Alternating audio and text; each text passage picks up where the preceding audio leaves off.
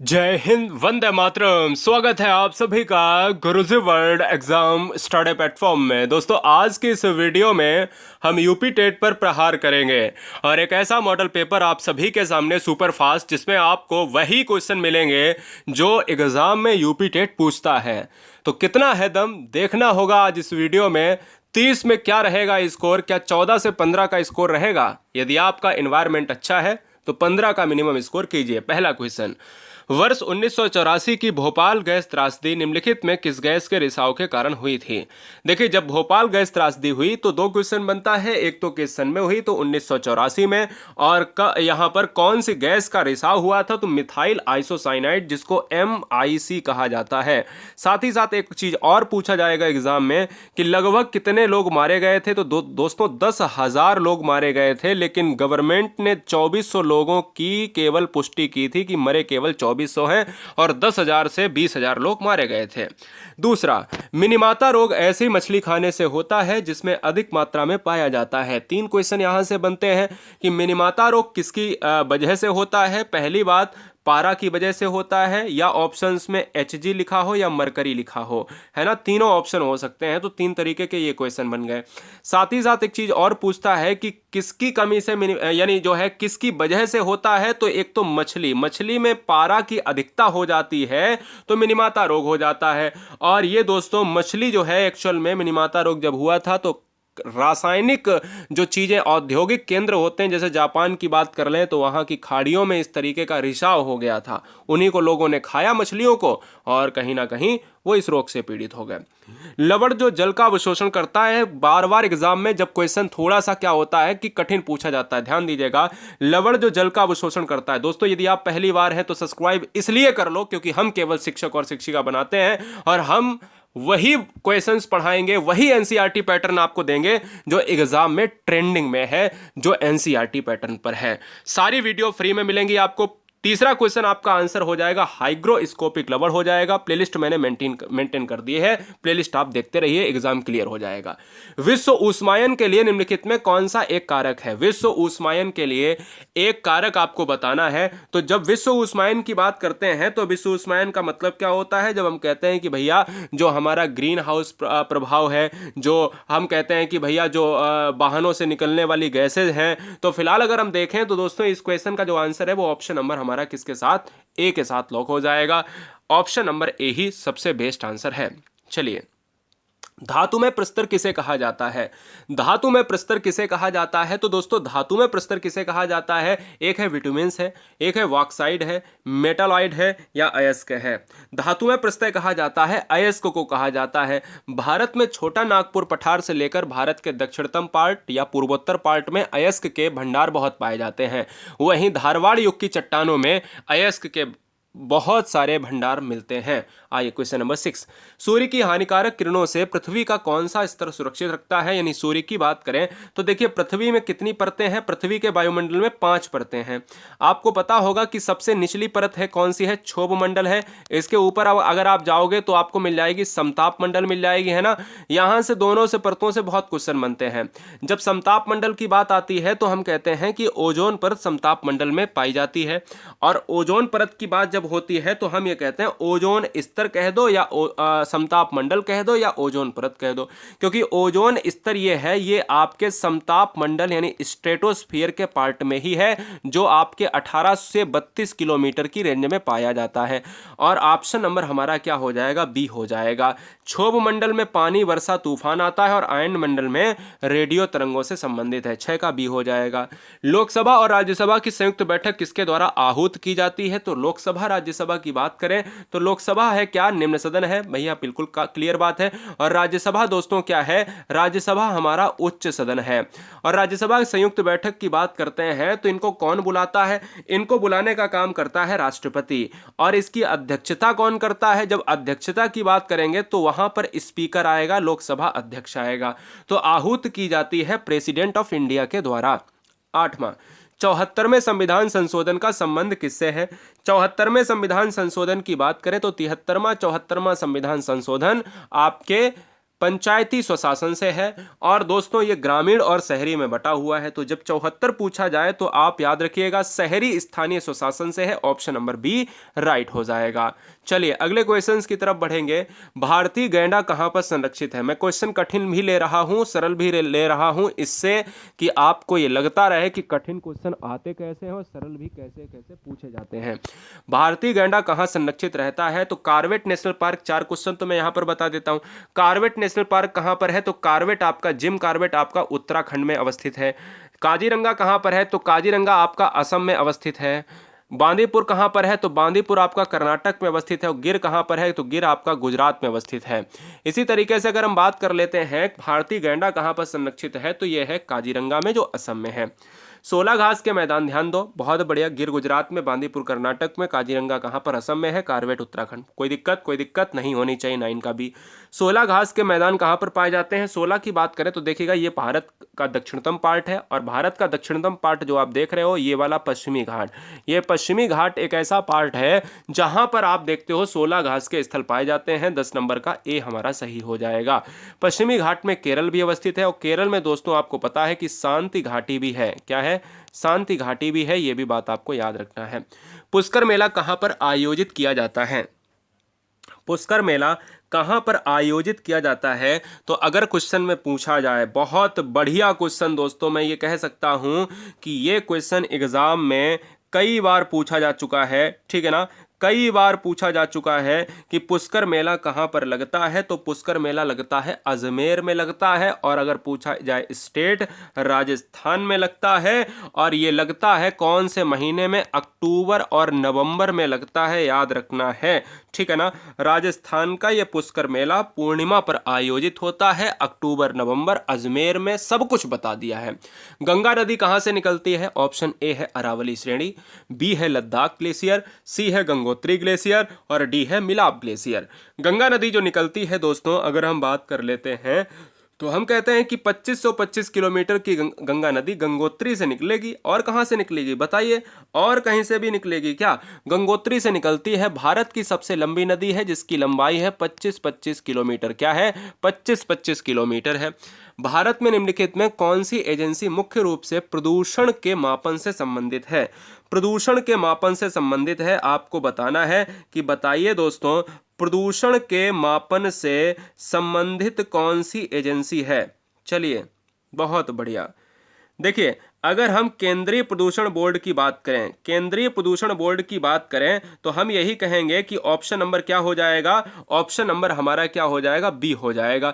तो केंद्रीय प्रदूषण नियंत्रण बोर्ड से 2 क्वेश्चन बनते हैं कि एक तो मापन ये करता है और दूसरा इसका मुख्यालय कहां पर है। तो मुख्यालय भैया कहां पर है? न्यू दिल्ली में है। कहां पर है? न्यू दिल्ली में है। ये भी बात आपको याद रखनी, ऑप्शन नंबर बी हो जाएगा, ठीक है ना। चलिए अगले क्वेश्चंस की तरफ बढ़ेंगे। एग मार्क का संबंध किससे है? एग मार्क का संबंध दोस्तों किससे होगा? जरा कमेंट कीजिएगा। एग मार्क क्या है? आपको पता है ना दोस्तों, आपको पता है कि एग मार्क जो है खाद्य वस्तुओं पर एक लगने वाला हॉलमार्क है, एक प्रमाणिक चिन्ह है जो कहां पर लगता है? कृषि और खाद्य, जितनी भी कृषि वाली चीजें हैं और खाद्य वस्तुओं पर ये लगता है। ये क्या है? ये एक क्या है? प्रमाणिक चिन्ह है कि हाँ प्रमाणित किया जाता है, प्रमाण चिन्ह दिया जाता है कि ये आपके लिए ठीक है। अगला, घास भूमि क्षेत्र के परितंत्र की खाद्य श्रृंखला में सबसे उच्च स्तर के उपभोक्ता कौन होते हैं? उच्च स्तर का मतलब समझते हो ना? उच्च स्तर घास भूमि के पूछे गए हैं, घास भूमि क्षेत्र के पूछे गए हैं। तो हमें ये बताओ दोस्तों, एग्जाम में अगर ये क्वेश्चन पूछा जाता है तो क्या हम क्वेश्चन को 2 तरीके से कर पाएंगे? बोले सर कैसे? मैंने कहा कि अगर घास स्तर ना लगा हो तो बता दो, और अगर घास स्तर लगा हो तो भी बता दो, दोनों बताओ। हाँ, शाकाहारी, मांसाहारी, जीवाणु, या मांसाहारी शाकाहारी।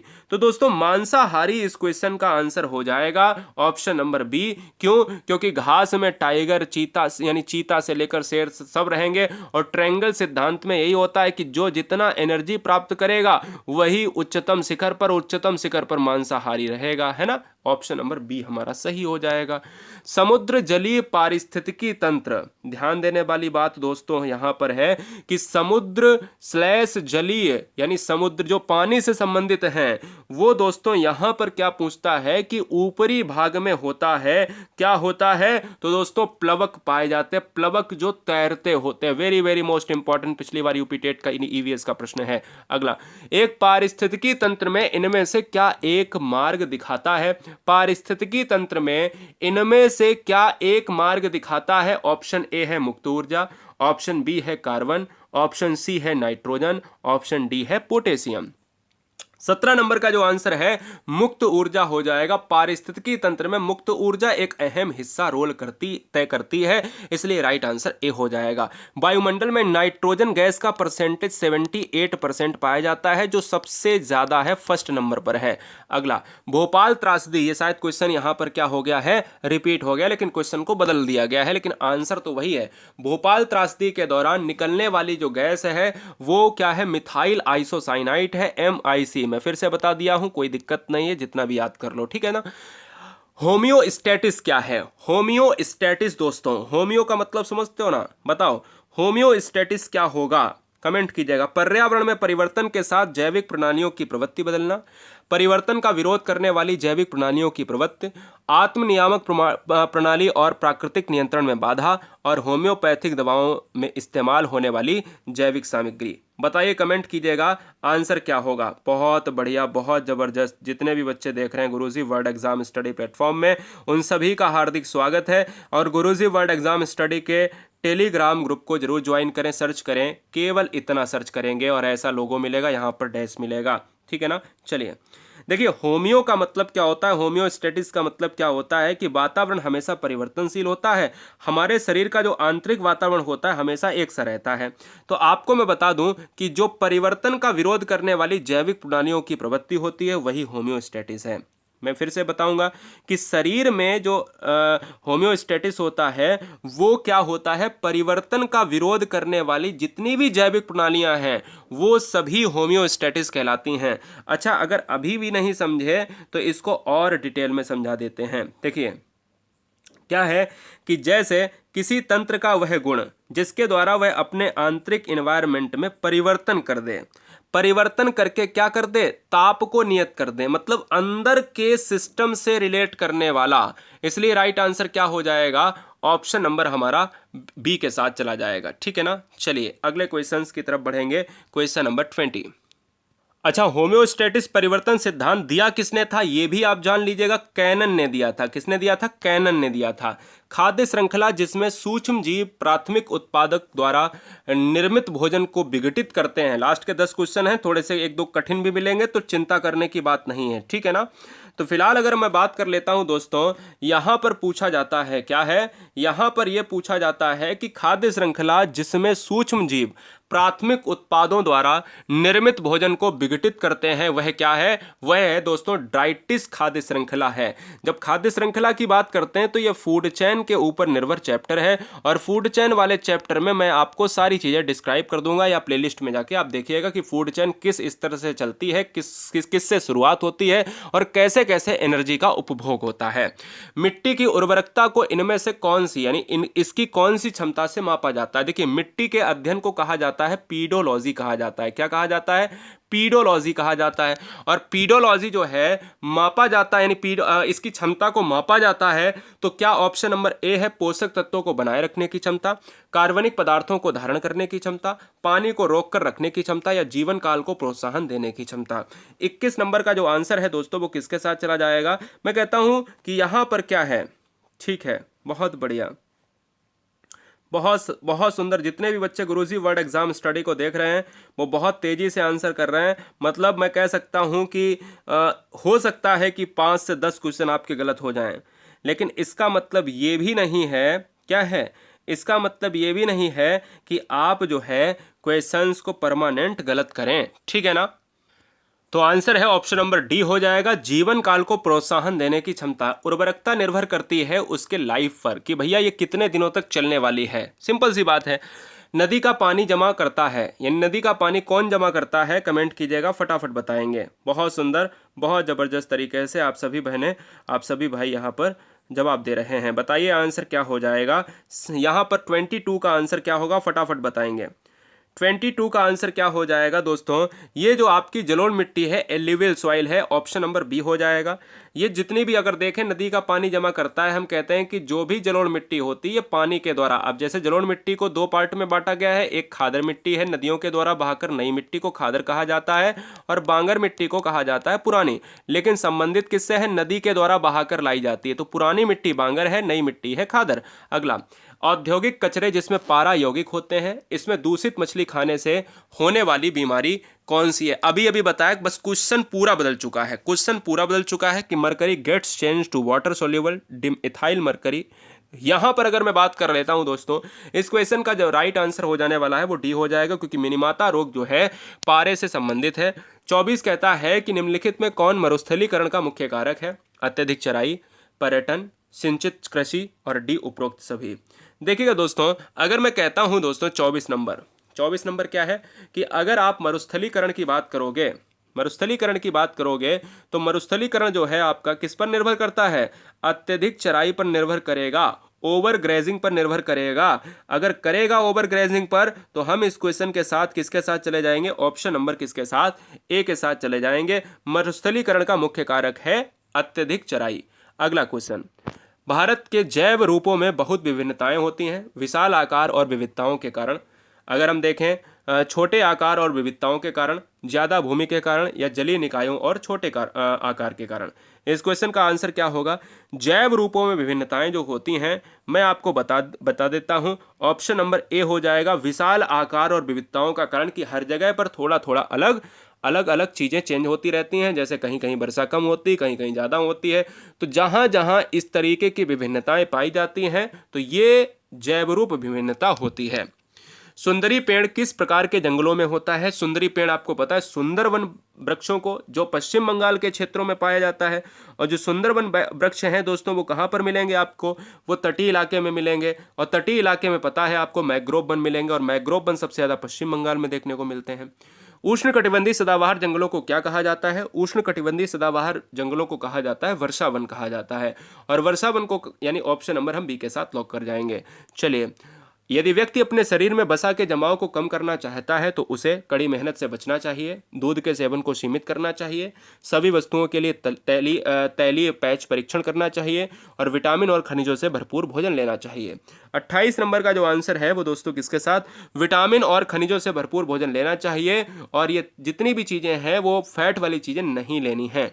सेकेंड लास्ट क्वेश्चन है, जलीय मरु क्षेत्र अनुसंधान संस्थान कहाँ पर है? आपको लॉक करना है। बताइए आंसर क्या होगा?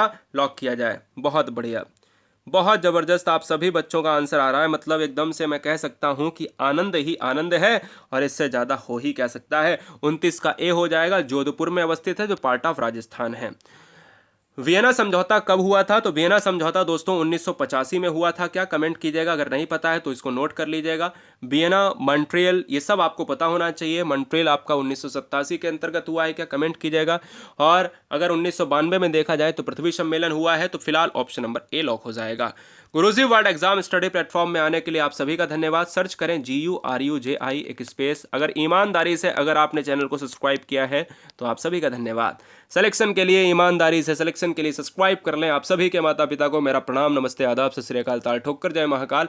मैं उम्मीद करता हूं कि आप और आपका परिवार बेहतरीन और उम्दा होगा। ये सर्च करेंगे तो आपको मिलेगा टेलीग्राम ग्रुप, और नीचे सारी प्लेलिस्ट को देख लीजिएगा। प्लेलिस्ट को देखने के साथ आपको यूपी टेट क्लियर करने में बड़ी आसानी होगी। जय हिंद, मिलते हैं नेक्स्ट वीडियो में थोड़ी ही देर में।